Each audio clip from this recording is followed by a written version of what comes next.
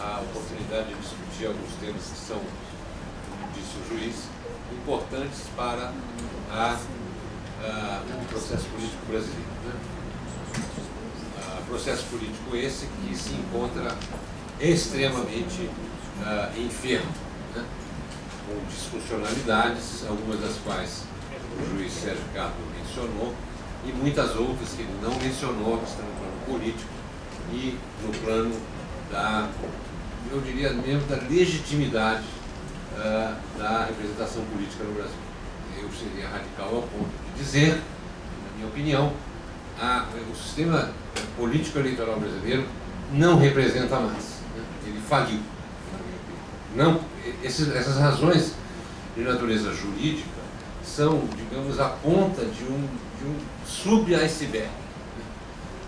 O sistema tem disfuncionalidades imensas que se refletem naquilo que sai no jornal, que as pessoas discutem, etc.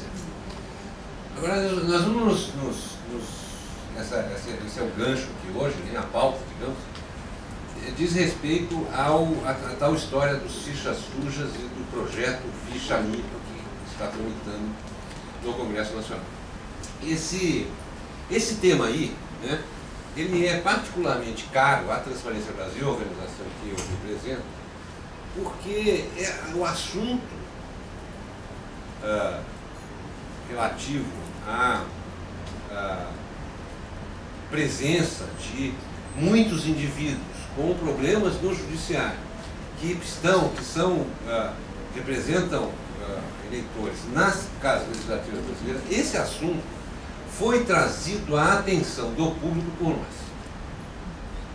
Não é que o assunto não existisse, que a preocupação não existisse antes, mas agora, quem apareceu com isso, fomos nós nas eleições de 2006, quando nós lançamos esse projeto, que daí que chama Excelências, que em 2006 ele era dedicado a dar fichas, né, informações as mais amplas possíveis, todas de domínio público, a respeito dos indivíduos que buscavam reeleição à Câmara dos Deputados. 513 deputados, deles quase todos buscaram reeleição, então a gente fixou a atenção sobre eles, e entre as informações que nós recolhemos, e isso foi feito pela primeira vez no Brasil, havia deixa eu pegar um fulano aqui, vai qualquer para vocês verem como é que funciona isso. Hoje o projeto de excelências tem 2.368. Podemos botar aqui Romero Jucá. Vamos botar Romero Jucá, que é um insigne representante.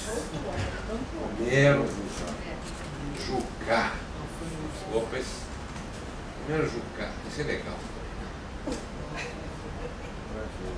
Ministro de governos sucessivos. Enfim, então, entre as informações que a gente busca, bom, enfim, hoje a gente já cobre o Congresso Nacional, todas as Assembleias Legislativas e todas as câmaras municipais das capitais. São 2.368 indivíduos que estão em exercício a cada momento. O banco de dados, naturalmente, tem muito mais do que isso, porque os caras entram e saem de exercício, morrem, vão para a secretaria de não sei o quê, vem o suplente, etc. Então tem muito mais gente.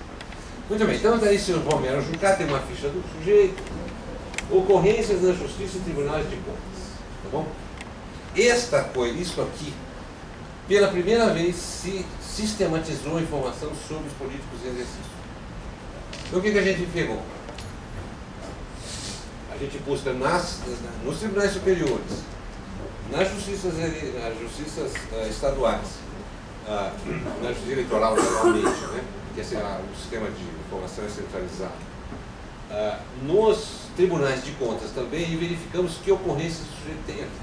Então, no caso do senhor Romero Jucá, ele tem um inquérito no STF, que é 2007, captação e vista de votos. Então, ele está ele recorreu, ele perdeu no TSE, né? Ele comprou voto, de acordo com o TSE, pelo menos. Ele recorreu ao STF. E daqui desvio de verba pública, etc. Se você clicar lá, você vai bater no portal do STF, onde é que está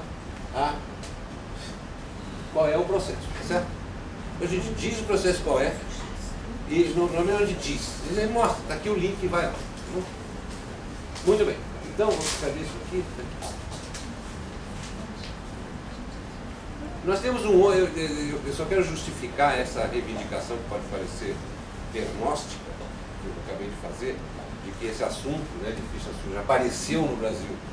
Nós tivemos um papel fundamental nisso. Nós temos um outro projeto chamado Deu no Jornal.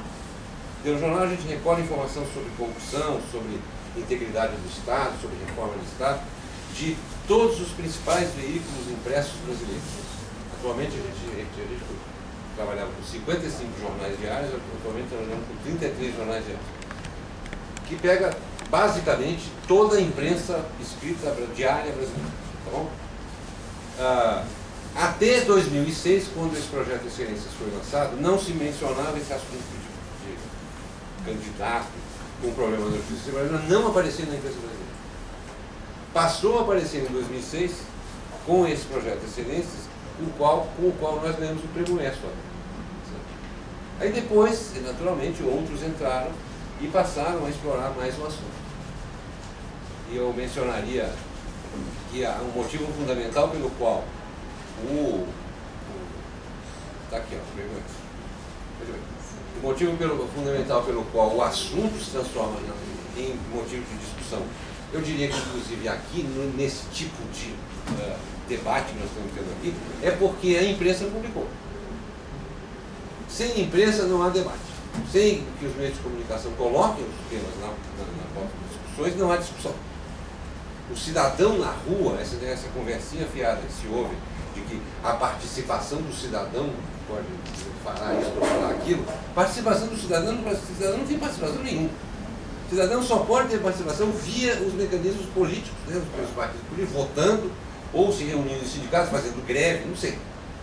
O sujeito ali na rua tomar alguma providência a respeito de qualquer coisa, isoladamente, não existe. Isso não acontece. E as coisas só acontecem de modo coletivo se as pessoas tiverem informação a respeito de seja o que for. Quem é a instituição a qual existe, cuja justificativa de existência é informar, é a imprensa. Tá? Então, o que a gente vai voltar um pouco a isso quando examinarmos um pouco mais a fundo o que acontece com os camaradias que são citados na Justiça ao Tribunal de Contas nas tais 55 casos legislativos brasileiros que a gente conta. Então, pode haver alguma espécie de desvio localizado nesses números que vocês estão vendo aí, mas não num agregado. Desvio localizado por quê? Porque, como são 2.368 indivíduos, a gente não consegue instantaneamente identificar diferenças nos números de uma casa legislativa, tá bom? Então, se um camarada está sendo processado, mas o processo dele cai fora, a gente tem que tirar da ficha dele. A gente não faz isso no mesmo dia. Para isso nós confiamos basicamente nos próprios, porque aí quando acontece alguma coisa favorável, imediatamente o telefone está aqui, é no ato. O contrário, naturalmente. Bom, então, vocês veem aí que, olha, eu insisto, isso aqui, preste atenção, agrega problemas na justiça comum, tá certo? Na justiça, que problemas, né? Você tem um texto enorme aqui que vive aumentando, que são, aliás, que dá a norma que nos orienta, né? Então, eu vou ler isso aí, mas a gente não coloca nada que tenha a ver com, por exemplo, pensão alimentícia. O tipo não paga pensão alimentícia, é processado pela ex-mulher, isso a gente não coloca, né?